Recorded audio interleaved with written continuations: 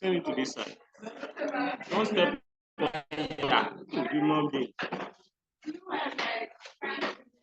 I'm going.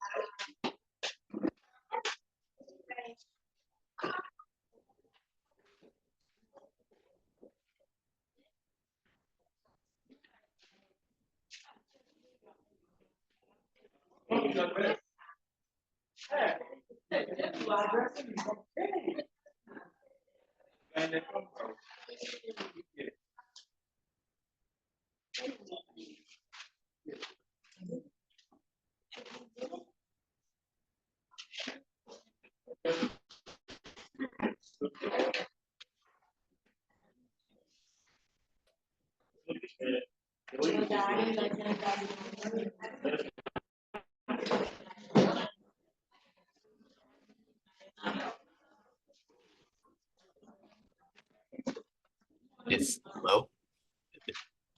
Did you get the speaker connected?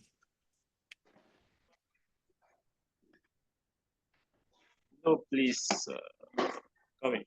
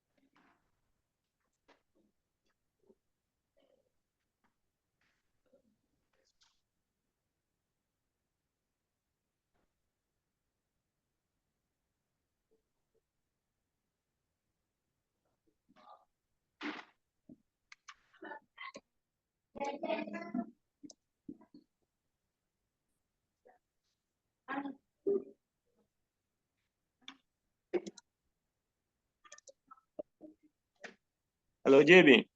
Hello, can you hear me? Hello? Yeah.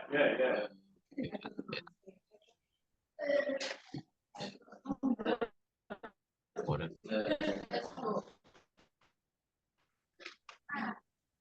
Now we can Hello? start now. Oh, okay. Hello. Yeah, everything is okay, so we can start. Yeah, can everyone in the back hear me okay? Um, Yes, please. Everyone can hear you. okay, yeah. So now I can begin our today's um short lessons on dreams and aspiration. And today we're going to be learning about how to really be successful and to identify what dreams you have and what you're passionate about. And those are the things that we're going to be talking about. So My first question to all of you is really, who are you? So what are your hobbies and what are you really enjoy doing in your free time? So hobbies are what you do for fun in your free time, so it's nothing really special. Um, it's something that you just spend time on and what you really like doing. So can someone actually give me an example of one of your hobbies, uh, if anybody has one?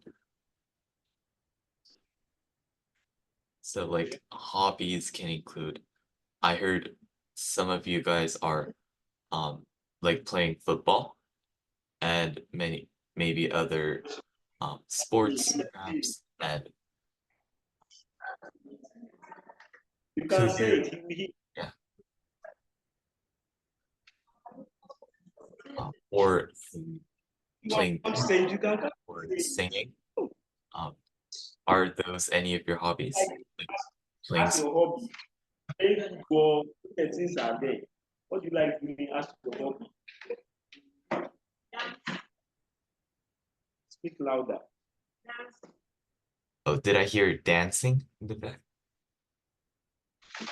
Yeah, definitely dancing is can be one of your hobbies, what you do for fun. And do you know any other things that you guys like to do in your free time? Um, Any like I said, other, a different person. That you are sitting with, you can't say it.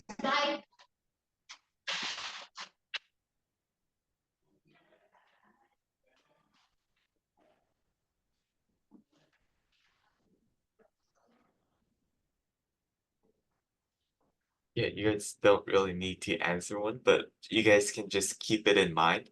Um, for example, last time we played board games together, so board games can also be your hobby, or playing sports like football or any other.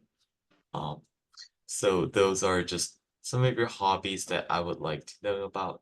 And next slide is, what are you passionate about? So passions are different from hobbies. They're way stronger. So you would put more effort into your passion. So you would really want to follow your passion to achieve your dream. And hobbies can become your passion. So you don't need to answer the question about what are you passionate about. It's just something that you have to keep in mind. Um, Maybe many of you have a lot of hobbies, and possibly not all of you have such great passion in things. So today's lecture is going to be more about finding your passion through your personality and guiding you to success. So just know that passions are way stronger than hobbies. They're things that you put more time and effort. So you can see on the picture left here, a person is following their passion. So following your passion is definitely a key way to achieve success and be happy in your life. And you can see on the picture right here, there's a man with a heart. So this person really enjoys doing something. And if you really like doing it and spend a lot of time in it, then it's called passion. So it's really good to have something that you are passionate about.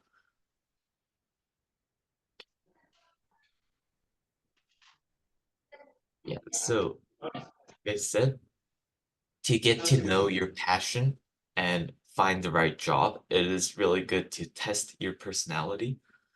So here are some examples of what kinds of personality you may have.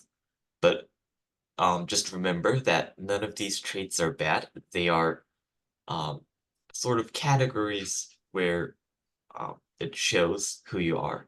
So these are main four categories. I'm just going to read them aloud, but on the next couple of slides, we are going to be talking about that more in detail. So first is if you're an extrovert or an introvert. the second question is if you are a sensor or an intuitive. I'm going to get onto the definition later in this slide. So just hang tight.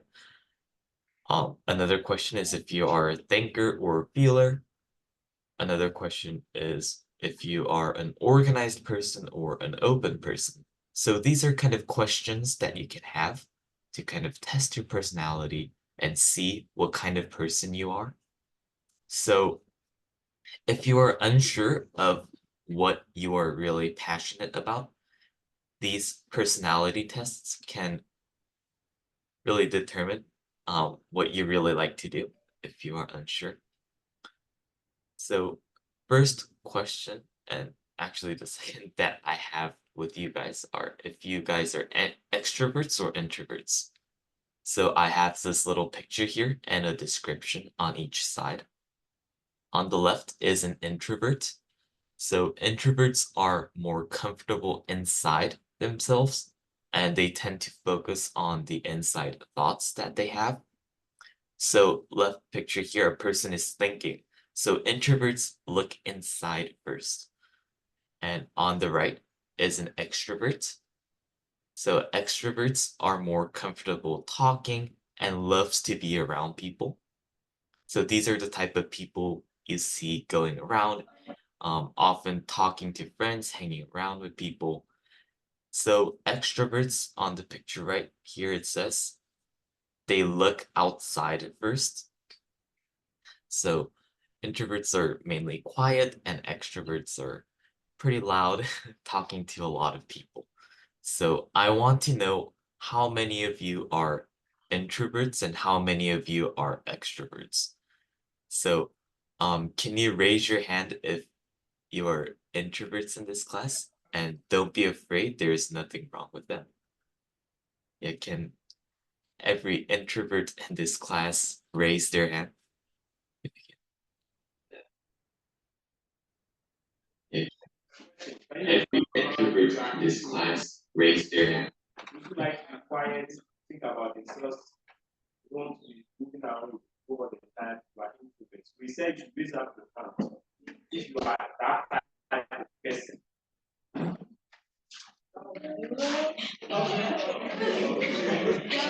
So these are the introverts. All right. Oh, okay. So I see a lot of you guys are introverts, and that is okay. So the people who rose their hands possibly like to think inside and probably um just tend to focus on the things that are inside their mind. And actually, who are extroverts in this class? Who likes like talking with people and looking outside? So can every extroverts raise their hand? Like extrovert, those who like talking to people all the time, they don't want to be quiet, they don't want to stay alone. Raise up your hand. Okay, okay. Okay, This is so well. a couple of you raising your hands, and you guys are extroverts. Some of them here. Yeah, okay. So Uh-huh. typically introverts, if you're connecting it to jobs, will focus on things that they can do inside on their own. And extroverts, if you're looking for your passion or your job, would find something that involves talking with people. So a really common example I can think with extroverts is probably reporters because they need to constantly talk about what is happening in their surroundings. Introverts can vary a lot. There are a lot of jobs that involves being an introvert. It just means that you're quiet, thinking for yourself. So yeah, these are sort of ways that you can find your passion and your identity. So that was introvert and extrovert. Now moving on to sensors and intuitives. So intuitives are observant, so they tend to really focus on one thing. and they are deep thinkers who are often very creative. So intuitives tend to think a lot about some things and dive into more of a creative side. So intuitives are very creative about things. But sensors, on the other hand, they focus on the things that can see, that are visible. So they are people who focus on the current state. So I would like to ask you the same question. Um, who here is an introvert? I mean, intuitive. So I would like to know who in this class are intuitives. So can you raise your hand? Again, intuitives are people who tend to be creative and try to come up with things by thinking deep about it. Yeah, I see some of you raising your hands for intuitives. So intuitives are less realistic, they tend to think a lot, and they tend to come up with creative thoughts. Um, yeah, okay. So now can sensors in this class raise your hands? Sensors again are people who focus on real things. Um, realistic. They don't really think deep about it. They just focus on the things that they can see. You are that type, right? Yeah, I see some of you raising hands for sensors as well. Yeah, okay.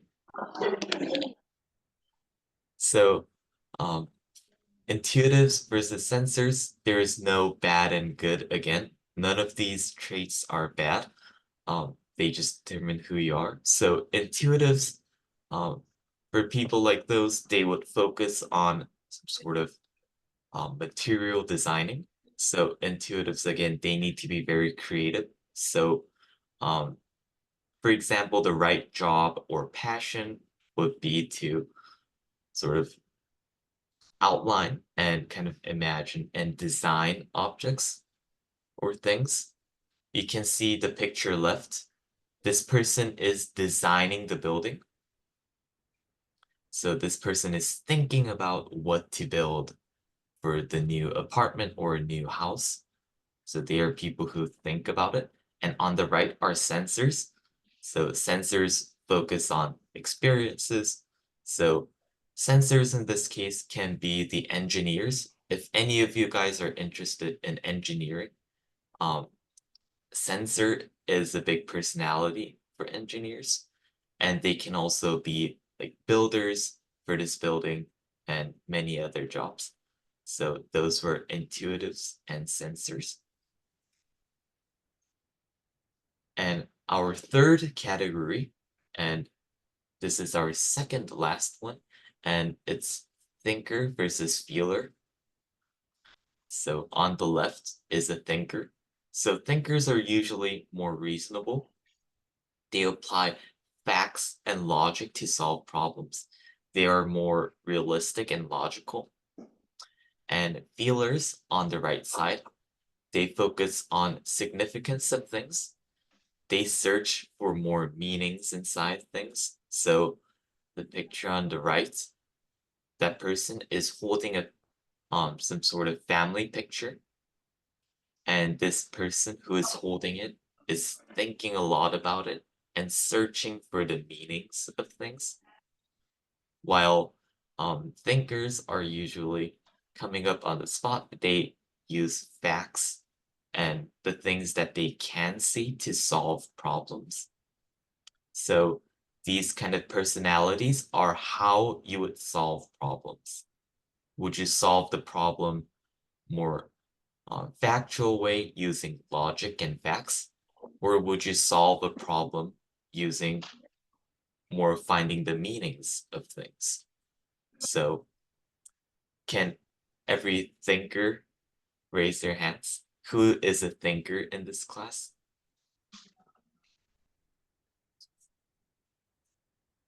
Yeah, again, thinkers are very realistic. So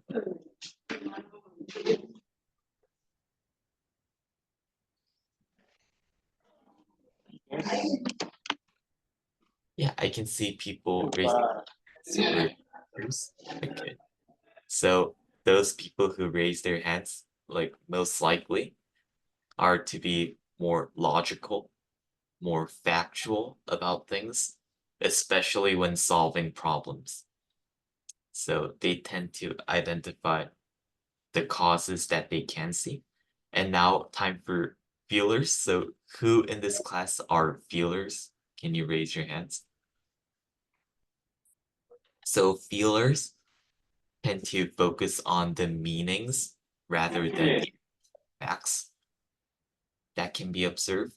So they tend to dig down deeper into what they can only see, into something that is more significant. They tend to find meanings more than the thing itself. So who here is a feeler?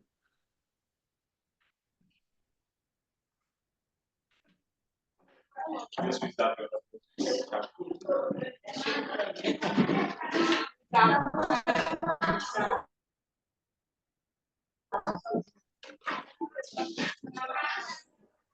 Yeah, I can see some of the same people raising for both. And yeah, I can see why you guys may not decide on one.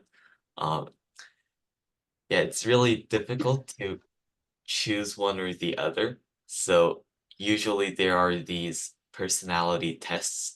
We're not going to be taking it for today because it is pretty long, but just know that there are these tests where you can test your personality. So I get it if it is difficult to really choose a thinker or a feeler.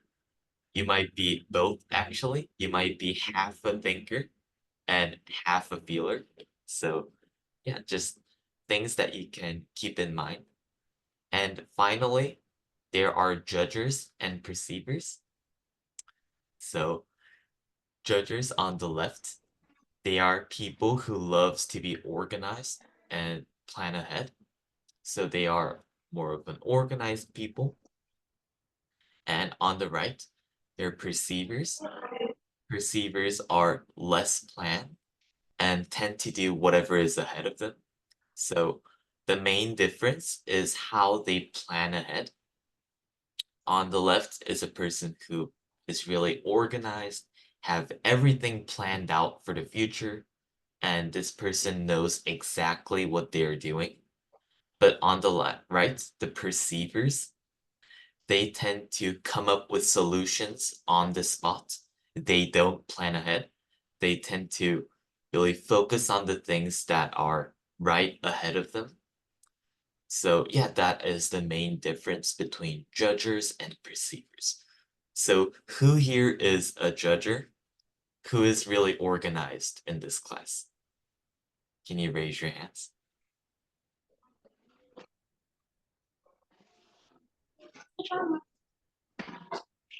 So who don't like to be messy, without your head. likes everything to be organized? Yeah, I can see some of you raising your hands. And who here are perceivers? Perceivers doesn't really care if it is a little bit messy. They come up with solutions on the spot. So they don't plan ahead or organize. So who here is a perceiver?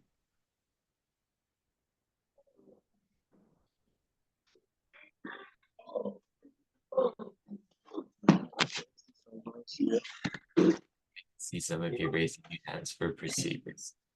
And yeah, perceivers are not a bad personality. Again, I would like to emphasize this. Perceivers, some of them may tend to seem a bad personality, but they are really not. They are just people, just personalities and traits that describe you. So yeah, those are the four main sort of categories. We talked about extroverts versus introverts. We talked about sensor or intuitive. We talked about thinker or feeler. And finally, we talked about organized people and an open person, and that would be judger and perceiver. And yeah, I hope from this like short personality that you were able to really find what you're passionate about. And this passion is really important in choosing your future and your path.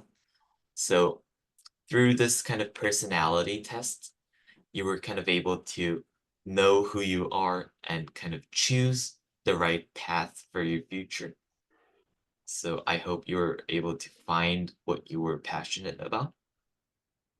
But now we need goals to set up. Okay, so in order to be successful, now that you've found your passion, um, you need to work up towards your dream. So in order to do that, you first need to set your goals straight. So you might ask, what are goals? Like, what exactly is a goal?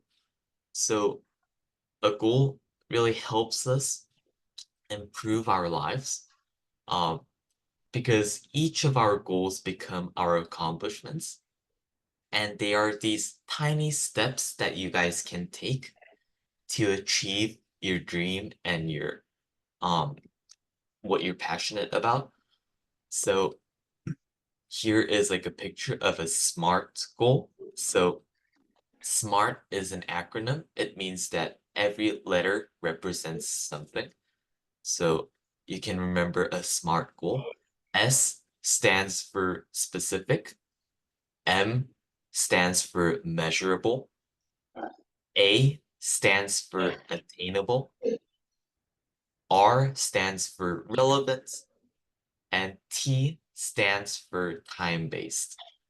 So SMART goals are the goals that you want to have. And I have this video here, and it goes more detail into what goal is and why you need to set up a goal and what SMART goals in specific is. So yeah, this video here. Building your online business? Go to Wix.com. Could everyone hear that okay? I wasn't sure if you guys can hear. I'll going to be playing the first 5 seconds. Just can you tell me if you can hear it okay? Hear it.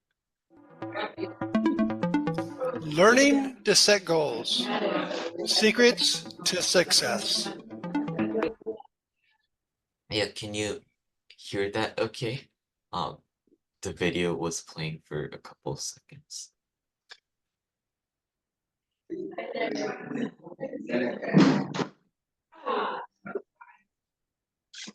Sorry, can you hear the video?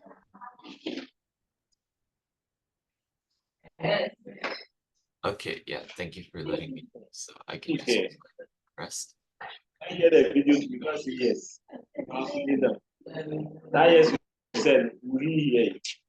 Yes. And how many people even said it?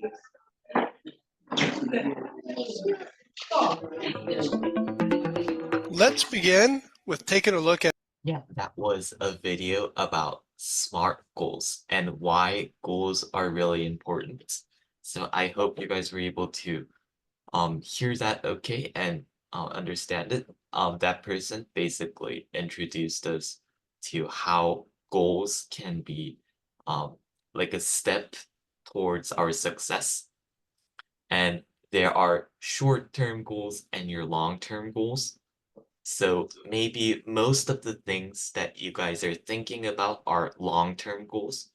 For example, I heard some of you want to be um, like a doctor, some of you want to be an engineer. So things like that, like I want to be a doctor, I want to be a musician, I want to be a dancer. Those are all kinds of long-term goals. But in order to get to the long-term goals, you need a lot of shorter ones that you guys can set up on the spot. And they guide us to success, of course.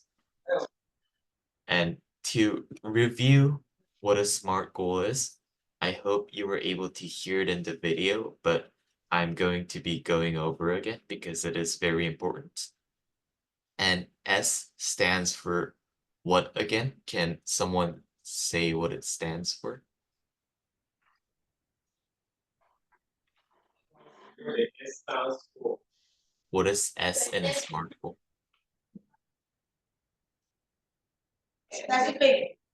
Yeah, that's right. It needs to be specific.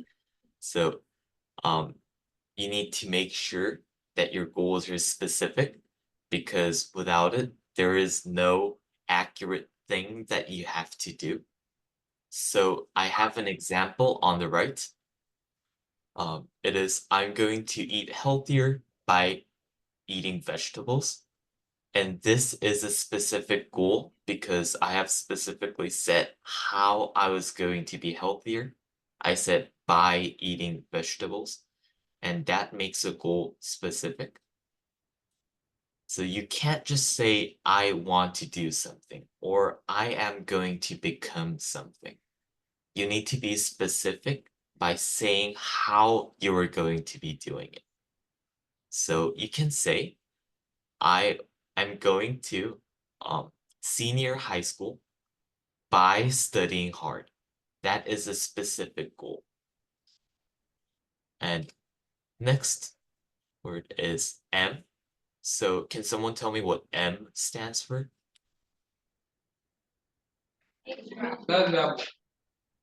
Yeah, oh, that's right. It's measurable. So it means that when you're achieving things, it needs to be counted. It can be counted. So you guys can keep track of what you have done and what you haven't done. So I have this example on the right here. So I'm going to eat healthier by eating 5 types of vegetables. And this new example from the other one is measurable and specific because I can count how many types of vegetables I eat every day. I'm being measurable by stating the number 5 types of vegetables, not just vegetables. So those are things that you can count. And if you can count on how many things that you have done, then it is a measurable goal. So that was specific and measurable. And can someone tell me what A stands for in SMART goal?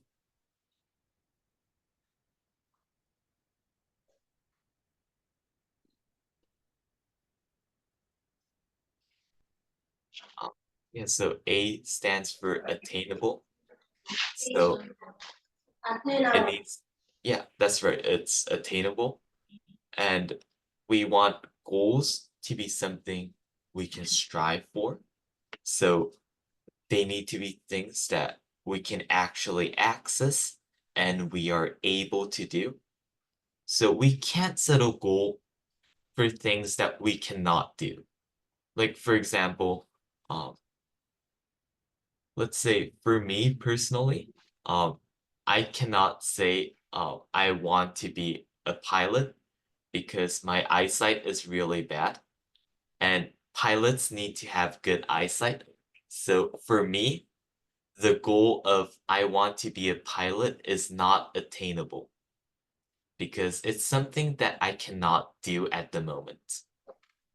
So this example on the right is the same example as before. I'm going to eat healthier by eating 5 types of vegetables. And this same example is also attainable because I do have access to 5 types of vegetables. So this goal is attainable.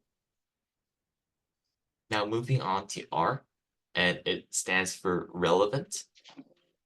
And relevant, it just asks the question of does this goal make sense for your life right now? So, um, do you need to do this like exactly right now?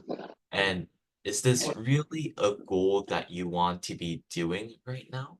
So, for example, you can't just say, I am going to be a millionaire right now, because that is not really relevant and also attainable at the moment.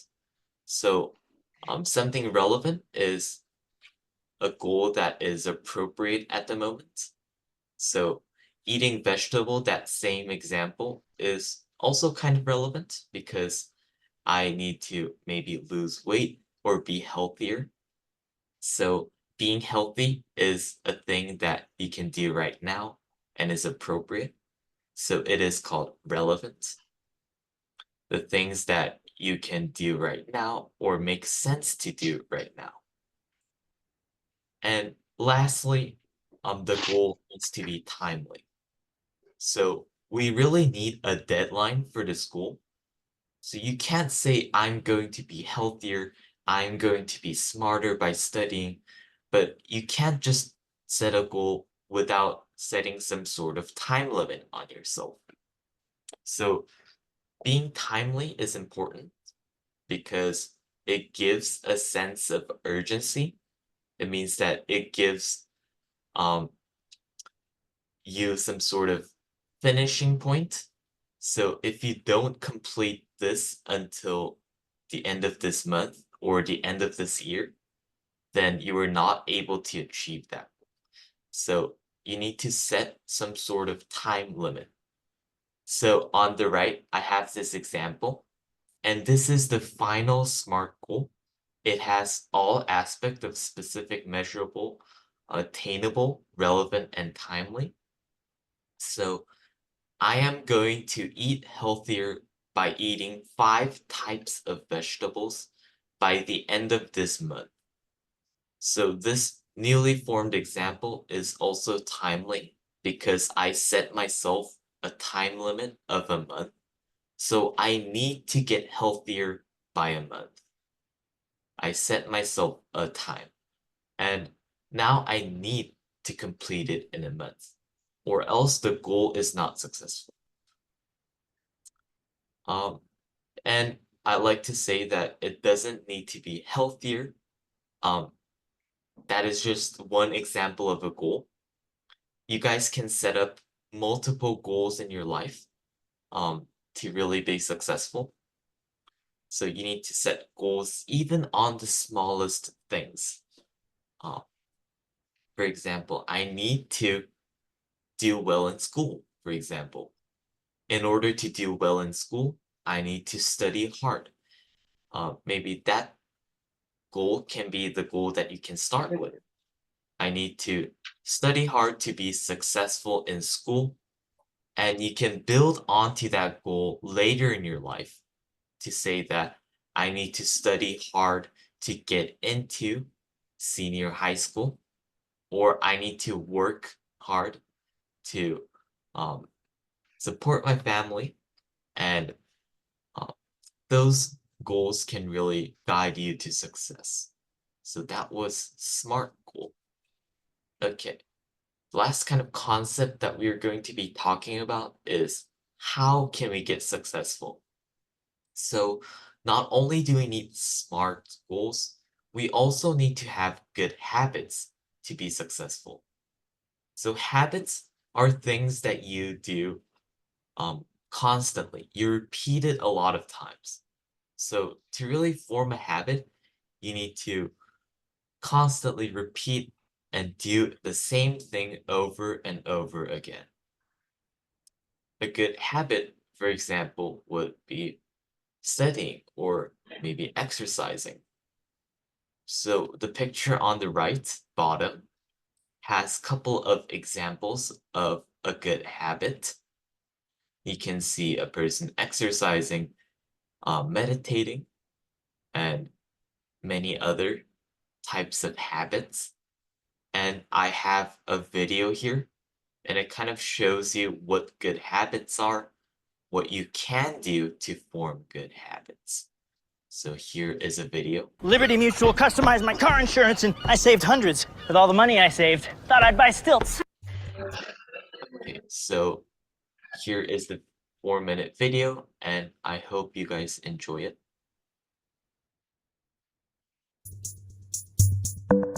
Habits of successful people.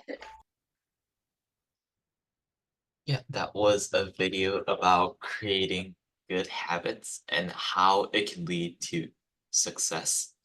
And you can hear the person speaking that good habits are things that you have to constantly do over and over again. And remember that if you think about successful people, they are the same type of people as all of you and with me. All people are the same, but successful people, if you want to be successful, they form good habits and they also form smart goals. So those two things are really important. I would like to focus again on perseverance because I think it is really important. It was also mentioned in the video, but you can't be successful without perseverance. So perseverance is the continued effort and despite a lot of difficulties or obstacles that you face. A persistent person or people who have like high perseverance does not give up.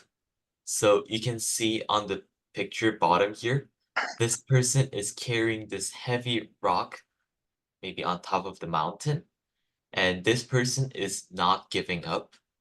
So he has very high perseverance.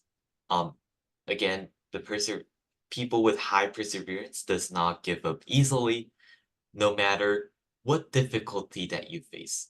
So, for example, if I don't have perseverance, let's say, for example, I am going to um, study hard to become a doctor. But right as soon as I face difficulties, like suddenly I break some sort of pattern, then I would not be able to keep it up. So in that case, I do not have high perseverance. But if you have perseverance, then you guys will not give up no matter what challenges you face.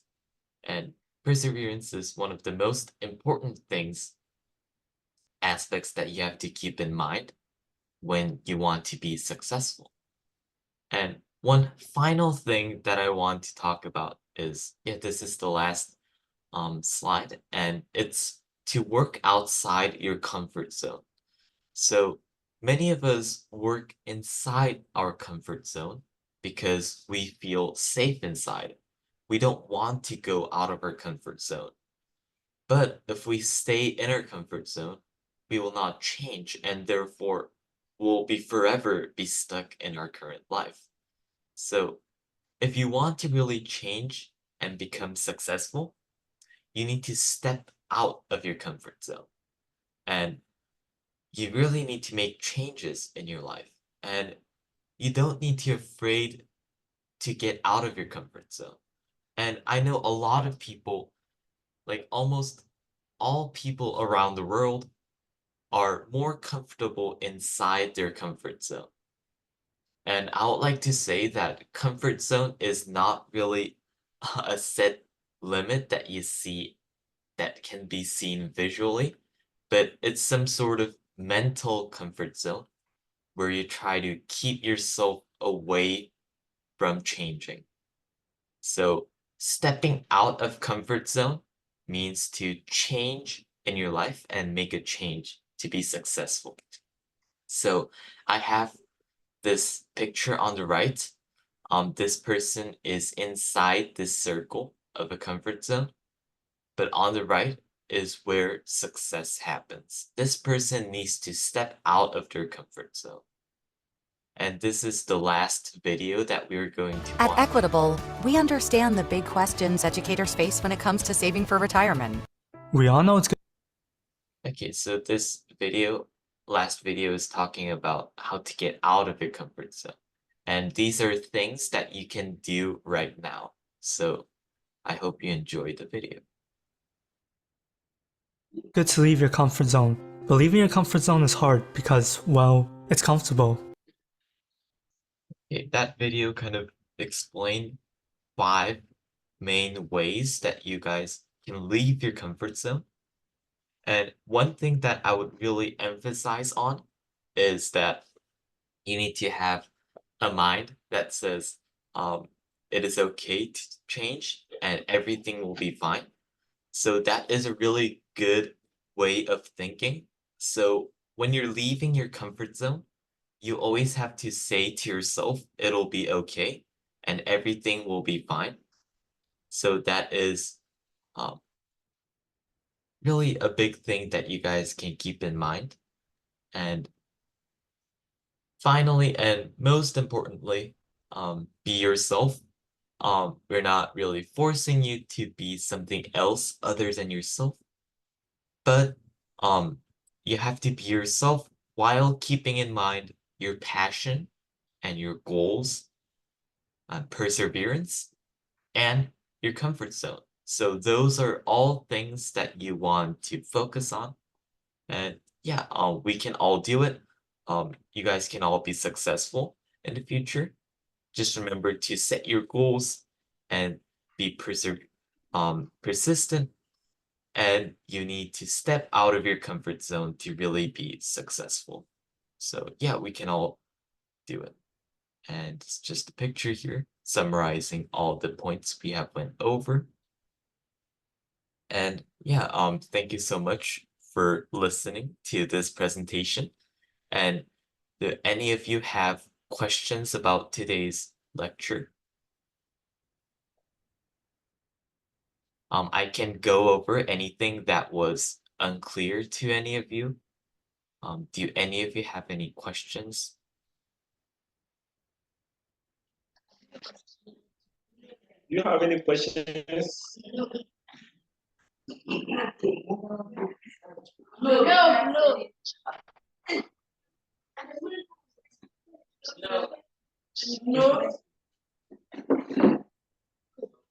Do you have any questions? Hey, no question. You understand everything. Wow.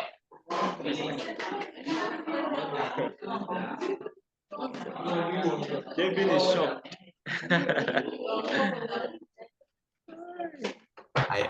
I hope it's great that everyone understood this kind of short lecture, and it just was a introduction lecture where you guys can understand yourself so that you can be more successful and try to build your step towards your success and try to get up in their minds that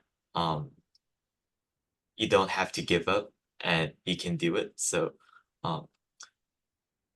and we have like a fixed schedule for the next couple of weeks, and our first kind of semester will focus on some sort of jobs and also like global issues, and later in this year we'll focus on like some basic English skills and mathematics and computer science as well.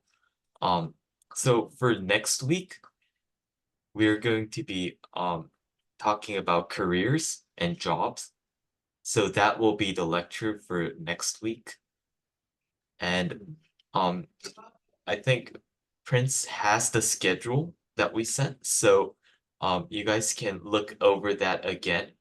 And if there is anything that you want to change or do, please let us know so that we can include that topic. So Okay. All right. When there is any change, we'll let you know. But for now, that is. and what Yeah, I was grade? saying that if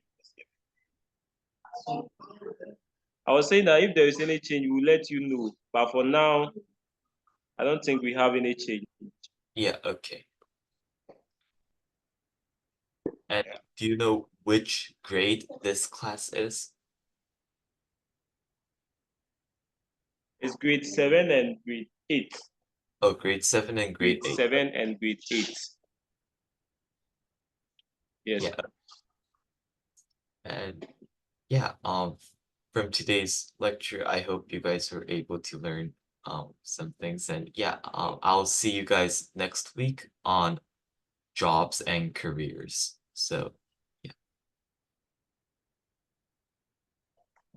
All right. Yeah, thank you. So that will be next week. Bye. Welcome. Bye.